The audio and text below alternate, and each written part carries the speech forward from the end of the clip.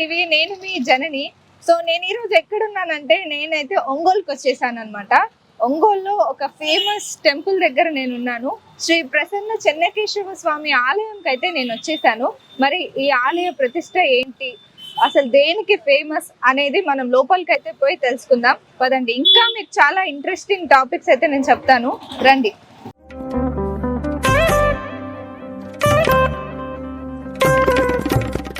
అయితే ఈ టెంపుల్ ని ఒకప్పటి సామంత రాజు కట్టించాడంట. అంటే ఇటు నుంచి నడుచుకుంటూ వెళ్ళేటప్పుడు, నార్మల్గా వెళ్ళేటప్పుడు ఇక్కడ మొక్కడానికి ఎలాంటి టెంపుల్ లేదే అని చెప్పి ఈ టెంపుల్ని అయితే స్థాపించడం జరిగింది, నిర్మించడం జరిగింది. సో అప్పటి నుంచి ఆ రాజు ఈ టెంపుల్ని కట్టించడం వల్ల ఈ టెంపుల్ చాలా ఫేమస్ అనమాట. ఇప్పటికీ చాలా ప్రసిద్ధమైన టెంపుల్ ఒంగోలులో ఏదైనా ఉందనంటే అది ఈ టెంపుల్ అని మనం చెప్పుకోవచ్చు. లోపలికి వెళ్ళి చూద్దాం రండి.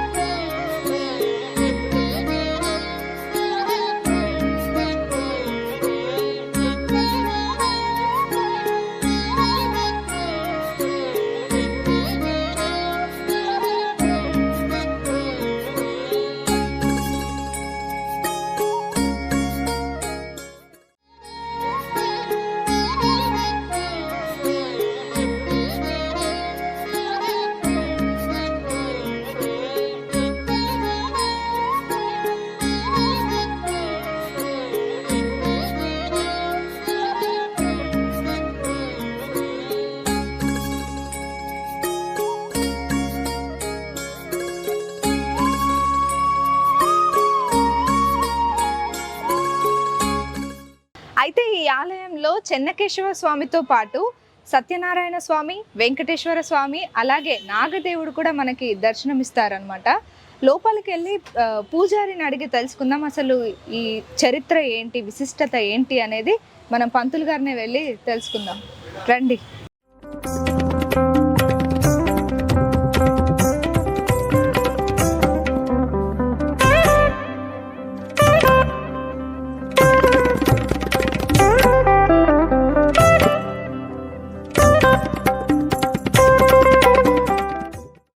శ్రీకేశవం గరతలోద్ధృతరం యపద్మం చంద్రప్రభావిశతనిర్మలపాంచజన్యం మార్తాండకోటిరుచురోజ్జులతృష్ణచక్రం వందే గదాధరమహం సురబృందవన్యం.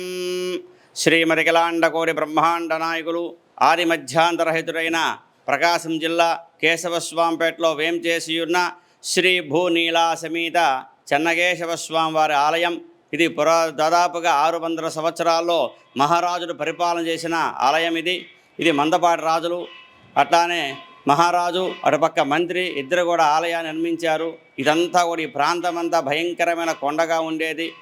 ఇక్కడ మహారాజు యుద్ధానికి పోయే సమయంలో మహారాజు దగ్గర వేట కుక్క కూడా పెద్దది ఉండేదట. అది ఈ ప్రాంతం వచ్చిన చిన్న కుందేలు పిల్లని చూసి భయపోయింది. దానివల్ల మన అయ్యవారిని అడిగితే ఆ మహారాజులు అక్కడ చిన్న దేవాలయం కట్టండి, మీ పేరు స్థిరస్థాయిగా ఉంటుందని చెప్పినారు. వెంటనే ఇక్కడ పెళ్ళూరు, ఒల్లూరు అంతా పెద్ద పెద్ద కోటలు ఉండేవి, మహారాజు కోటలు. అక్కడ నిత్యం కూడా ఆయన చెన్నకేశవ స్వామి యొక్క నిత్య భక్తుడు అనమాట. ఆలయం స్వామికి ఆరాధన చేస్తుండేవాడు. ఈ ఆలయం అయిన తర్వాత ఇక్కడ చెన్నకేశవ స్వామి ప్రతిష్ఠ చేయటం, అటుపక్క కాశీ విశ్వేశ్వర స్వామి ప్రతిష్ఠ చేయటం, అక్కడి నుంచి ఇక్కడ గాలిగోపురం స్వామివారి రాజుగారిది పెద్దది, మహారాజు మంత్రిగా చిన్నదిగా ఉండేది. ఇక్కడ వైఖాన సాగం ప్రకారంగా ఈ దేవాలయ నిత్య కార్యక్రమాలు కైంకర్యాలు మొత్తం జరుగుతాయి. అట్టా చైత్ర మాసంలో దశమి నుంచి 7 రోజులుగా సప్తాన దీక్షతో స్వామివారి బ్రహ్మోత్సవాలు జరుగుతాయి. అట్టాన పవిత్రోత్సవాలు జరుగుతాయి. ప్రతి బుధవారం స్వామివారికి స్థపన తిరుమంజన కార్యక్రమం జరుగుతుంది. ప్రతి శుక్రవారం కూడా అమ్మవారికి పల్లకీ సేవ, శ్రీసూక్త పారాయణం, కనకధార స్తోత్రం అంటే ఉసిరికాయలతో అమ్మవారి చక్కగా అర్చన చేస్తారు. ఈ అర్చన చేస్తే ఉన్న వాళ్ళకి ఆర్థిక సమస్యలన్నీ తొలగిపోతాయి, అన్యోన్య సహకారం ఉంటారు. అందరూ కూడా ప్రతి శుక్రవారం పల్లకీ సేవ సాయంకాలం 7 గంటలు జరుగుతుంది. అట్లానే ఇక్కడ ఉగాదికి ఆస్థానం జరుగుతుంది. ప్రతి పండుగలో విశేషంగా ముక్కోటి ఉత్తర దర్శన సొరంగ మార్గం నుంచి కూడా ఉత్తరం పక్క స్వామివారి వేంచేపు చేసి అక్కడ సొరంగ మార్గంగా ఉత్తరం నుంచి స్వామివారికి దర్శనం వైకుంఠ ఏకాదశి రోజున ఎవరైతే దర్శనం చేసుకుంటూ అటువంటి వారికి డైరెక్ట్గా వైకుంఠ ప్రాప్తి కలుగుతుందనే శాస్త్రం. అట్లానే ఆ కార్యక్రమం కూడా జరుగుతుంది. సంక్రాంతి విశేష కనుమ పండుగ తెప్పోత్సవ కార్యక్రమం జరుగుతుంది. ప్రతి ఒక్కరు కూడా ఈ ఆలయానికి వచ్చి స్వామివారి దర్శనం చేసుకొని ఒకసారి సేవించుకోవాల్సిందిగా కోరుచున్నాం.